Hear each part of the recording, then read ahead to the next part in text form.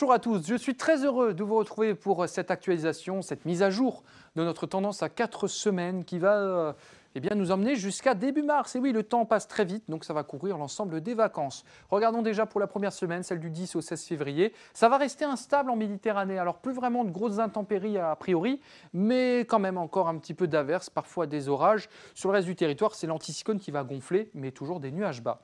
Pour la deuxième semaine, on va retrouver une influence océanique, flux perturbé avec beaucoup de perturbations sur la partie ouest, encore de l'instabilité en Méditerranée et puis un temps globalement un petit peu moins humide, si je peux dire, sur le quart nord-est.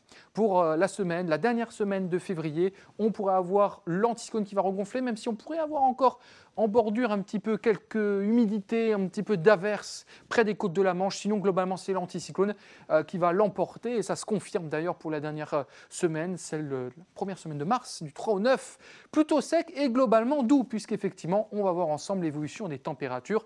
Globalement, les températures vont monter. On va passer évidemment en dessous des moyennes de saison sur la moitié nord en début de semaine. C'était le cas d'ailleurs encore ce week-end. Là, ça va remonter. On devrait être globalement entre 1 et 1,5 degré au-dessus des normales de saison.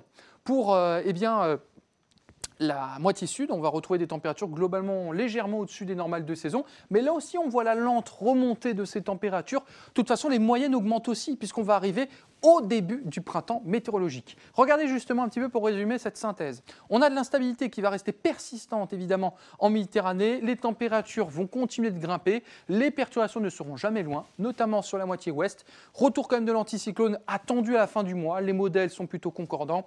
Et puis début mars, possiblement sec et doux. Mais vous le savez, avec la tendance à 4 semaines, la fiabilité est quand même assez limitée à prendre avec des pincettes. À bientôt, merci.